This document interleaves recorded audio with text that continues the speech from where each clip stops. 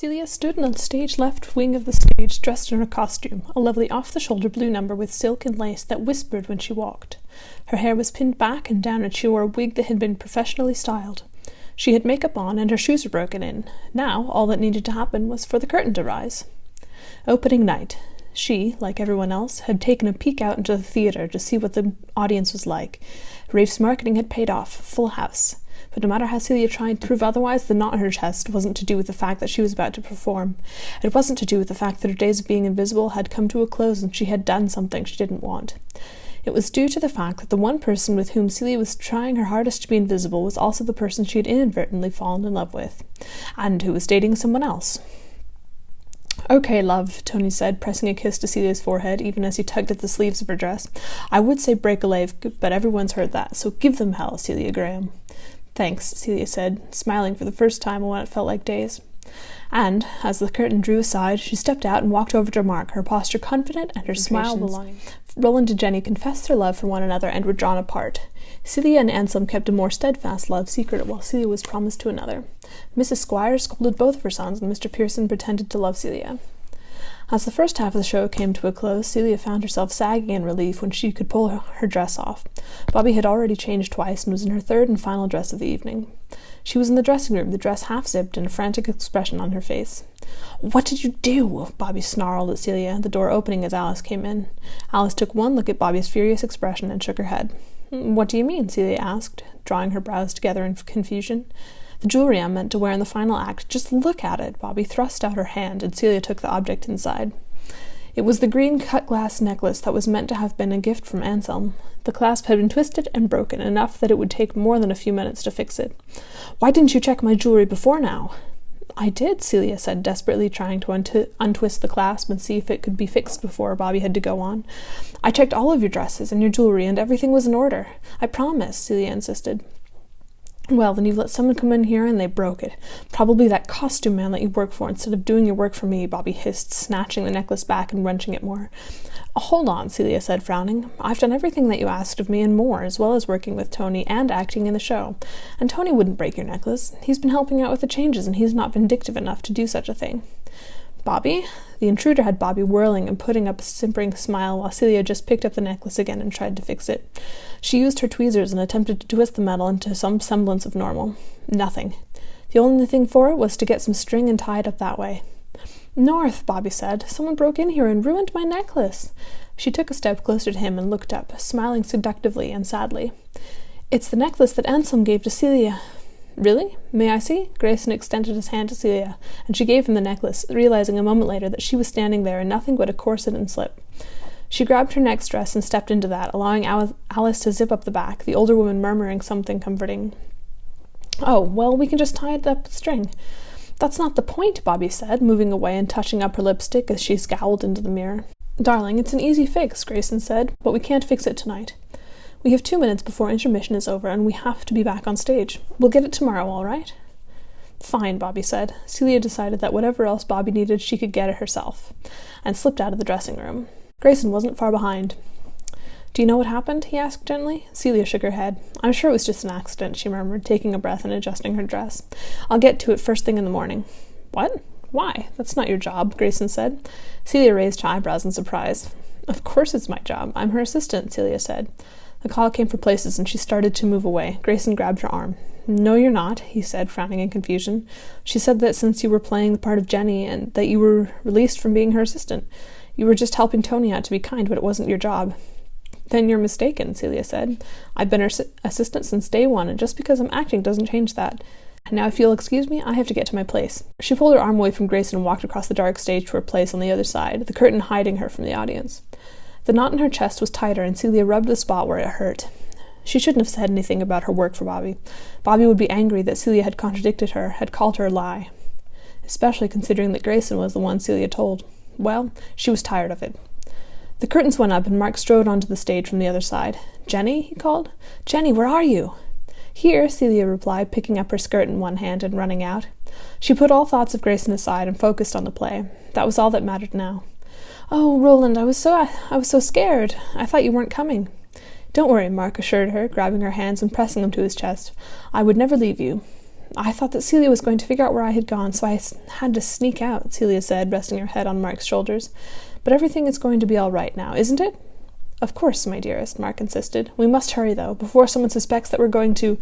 Roland. Grayson stepped onto the stage and both Celia and Mark whirled. Celia was ushered behind Mark, and she looked at Grayson with fear in her eyes. Don't do this, Grayson said, holding out his hands. Don't elope. There's nothing else for us to do, Mark insisted.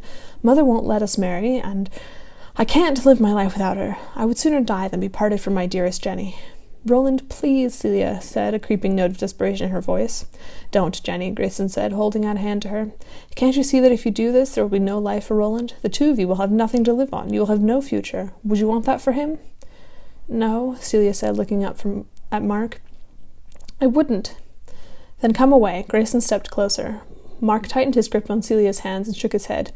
Don't do this, Jenny. I love you. What does anything else matter? Mark asked. You would sacrifice our love for empty words? That's just it, Roland, Celia said, stepping away from him and into the waiting arms of Grayson. I would sacrifice anything for your future, your happiness, even my own. Mark looked furiously at Grayson and turned on his heel, running off the stage. Celia let out a strangled cry and collapsed to her knees. You did the right thing, Jenny, Grayson said, kneeling by her and put an arm on her shoulder. Then why does it hurt so much? Celia asked. The lights went dark, and Celia practically jumped from Grayson's arms as she rushed to get off stage and allow the setup for the next scene. Tony thrust a shawl at her, and Celia wrapped it carefully around her shoulders. She ignored the way that Grayson looked at her, his brows drawn together. She didn't want to get into an argument or even a discussion about anything involving Bobby. She just wanted to go back to the hotel and sleep. That prospect was very far away. The lights went back up, and Celia was pulled on stage by Bobby, who was ranting about how could Jenny do such a thing, thinking about running away. Celia stared out at the audience, her eyes dead and mourning the loss of her Roland. She just sank onto the couch and turned her head away. Bobby opened her mouth to scold again when Mr. Pearson walked in, carrying a bouquet of silk roses, professing his love for Celia Bertram. There were discussions and false smiles, and then Grayson walked in with Mark following. Ansem finally confronted with Celia's lover. They argued and yelled while Mark pointedly ignored Jenny. Just when it looked like things were about to come to blows, Alice walked in, the elegant mother making her appearance. Enough, she said, holding up a gloved hand. Immediately, things fell silent. Walt gaped at Alice, and Grayson took a step closer to Bobby, while Mark stole looks at Celia. I've had enough of this foolishness. Mrs. Squires, Celia said, rising and rushing over to Alice, as if ready to plead her case. Alice pursed her lips in disapproval, and Celia paused. The Bertram family has been the cause of a great deal of trouble amongst my children. You, Miss Celia Bertram, have a great fortune left to you by your dead mother, which your half-sister cannot touch. My son Anselm, who also has a fortune, is desperately in love with you, but you were promised to someone else, which, sir, I presume is you, Alice said, nodding her head at Walt. Well, my younger, Roland, has nothing, and is in love with Jenny, who also has nothing. Both matches are inadvisable, and yet no matter what I say, I cannot keep my boys away from you two. Mrs. Squires, Bobby said, drawing herself up, it was never Jenny's or my intention to cause you distress. No, Alice said imperiously, and therein lies the problem. She sighed and shook her head. Mr. Pearson, would you mind coming with me to have a talk? Walt graciously agreed and held out his arm. As Alice took it, the lights went black again, only to return a moment later, Alice and Walt alone and discussing the possibilities for the lovers. Mr. Pearson, naturally, found himself admiring this woman, and before the conversation could go very far, got down on one knee and declared himself the greatest fool. He professed love for Mrs. Squires, and the hard woman was touched with a smile. The audience clapped, and the scene was changed once more to find 3 sets of lovers. Mark declared desperately that he would never be parted from Celia's side. She smiled and fluttered and thanked Mr. Pearson for the gift of money as a dowry. Then she and Mark left, taking Alice and Walt with them to go discuss wedding plans, leaving only Bobby and Grayson. I feel that this whole affair has been a mess, Grayson said, laughing. Bobby smiled and touched the necklace at her throat. It all worked out, I suppose, she said. Grayson grinned and took her in his arms, spinning her around. She laughed, throwing back her head. Celia, you are the most beautiful woman I have ever met, inside and out. You are kind and willing to sacrifice anything for the sake of others. I don't know how I could have ever doubted you, Grayson said. He brushed a hand across her cheek and dropped to his knees. I love you. Will you marry me? Yes, oh, Anselm, yes, Bobby said, laughing again and kneeling next to Grayson. She kissed him and threw her arms around him in a hug, and the lights went dark once more. The audience was in raptures, clapping and shouting as the characters all bowed and smiled, Celia included. She had forgotten how it felt to have those people thanking you for showing them a new world. It was exhilarating, and her smile was genuine as she took another bow and waited for the lights to fall one last time. Celia walked back to the dressing room, still smiling and happy. Then she spotted the garment bag containing the dress she'd purchased earlier that day, and her smile dropped, just a touch. Unlike the play, things weren't going to work out as well for her. She might as well have been walking to her doom. Celia managed to avoid anyone else on her way out of the theatre and back to the hotel. She could, feasibly, take an extra hour before going over to the party. It didn't matter that the party started as soon as people got changed. No one had seen her, no one knew her where she was. She could skip out. And that would be cheating. She might have been coerced into giving her word about going to the party, but she had given her word, and would be fighting against Grayson and Bobby. Celia stared at the dress she had purchased that afternoon. "I am such a coward," she murmured. Then, before she could change her mind again, she stripped out of her leggings and sweatshirt and pulled the dress off the hanger. It wasn't anything terribly fancy, certainly not like what Bobby was certain to be wearing. Celia had bought it because of that fact, and also because it didn't cost an arm and a leg. It was little more than a sundress in a pale lemon, square cut around the neck and tighter around the waist. It fell to Celia's knees and was a happy color. She felt like being happy wearing it. Why should what other people were doing ruin her own happiness? Determined, Celia put on her sandals and grabbed her clutch, slinging the strap over her shoulder and walking out of the hotel room. She kept the determined attitude up all the way to the bar that Grayson had reserved. Then, walking in the door, she faltered. Her first reaction was that she was underdressed. Either that or everyone else had missed the memo for casual. The men were wearing nice trousers and shirts and even had ties on. The women were in cocktail dresses meant for a class of society well out of Celia's reach. Her happy sundress was a blatant misstep, one that Bobby didn't fail to notice. "Graham," Bobby said, sauntering over, a drink in her hand. "I thought I told you to buy a dress." The last comment was hissed in Celia's ear as Bobby leaned in for a congratulatory hug. "I did," Celia said, fingering the skirt of her dress. Bobby raised her eyebrows and took a subtle step away, her own deep blue sheath emphasizing everything desirable. Celia ignored the look and moved farther into the bar, suddenly in need of a drink. "There you are," Grayson said, appearing out of nowhere and making Celia jump. She whirled and pressed a hand to her chest, eyes wide. "Don't do that," she scolded. Grayson raised his eyebrows in confusion. "Sneak up on people. You nearly gave me a heart attack." "Sorry?" Grayson said. Bobby stepped closer to her bow, and Grayson's smile flickered for a moment. Trouble in paradise, Celia wondered. If that were the case, she should move far away before Bobby slit her throat for looking at Grayson wrong. "What can I get you to drink?" "The barkeep stepped out for a cigarette, so I'm acting as unofficial tender of alcohol." Celia sighed. Of course he was. "How about a gin and tonic, as English as you can make it?" "Needing a bit of home?" Grayson asked. Bobby chuckled and waved her hand expressively.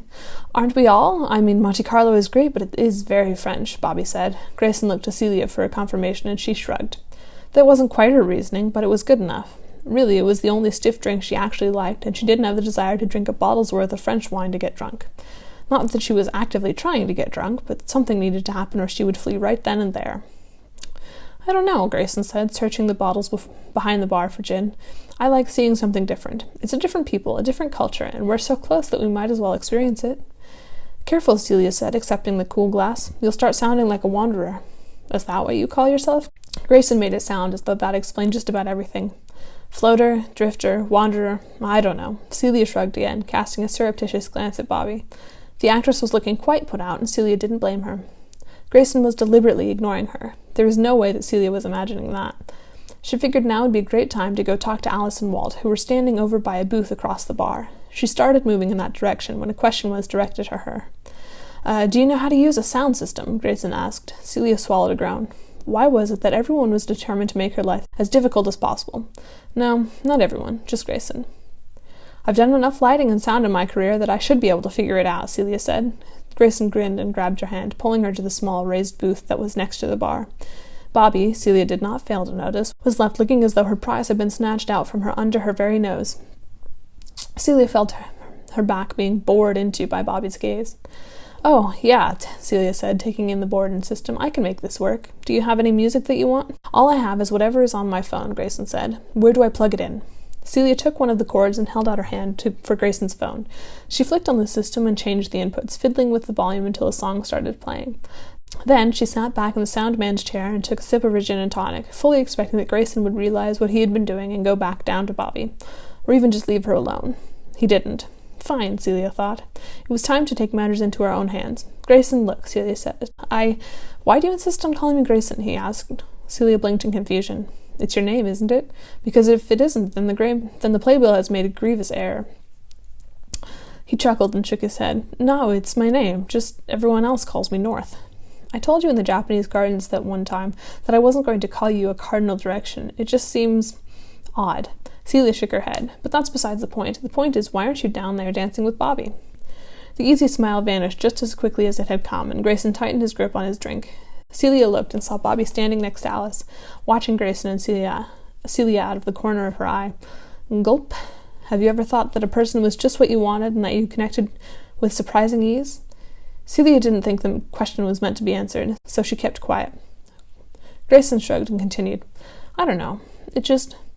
She isn't what I thought. She misled me, and I imagine you. Or is there a different reason why you get a terrified look on your face every time she glares in my direction? Celia took one look at her gin and tonic and sighed. She tilted the drink to her lips and downed the remainder of her liquid, wincing at the sudden burn in her throat. Grayson seemed to take that as a yes. I called it off earlier, he said softly. I told her what I'm telling you. It didn't go well. Earlier? When earlier? Celia asked. After the play? She practically begged me to reconsider, saying that we could go so far together, that we could be stars. I think that really drove the point home. I may have money, but I don't want to be a bank account for someone. Then there's the way she treats you. That? Celia scoffed, shoving aside the pleasure she felt when she realized that he was free of Bobby's grasp. That's nothing. I've had loads worse than her. That doesn't make it all right, Grayson growled. He took the empty glass from Celia and replaced it with his hand. It was slightly chilled from holding onto the cold drink, but it was enough to make her skin tingle, especially not when you were the kindest, most helpful, and happiest person I think I've ever met. Celia wished she still had her drink on her, or that Grayson would stop holding onto her hand. She wished that he would stop pulling her to her feet and that he wouldn't press her close to him. Celia Graham, he whispered into her ear, you are the most beautiful woman I have ever met, inside and out. You are kind and willing to sacrifice anything for the sake of others. I don't know how I could have ever doubted you. Will you dance with me? Suddenly, Celia's wishes went away, and all that was left for her to smile and nod.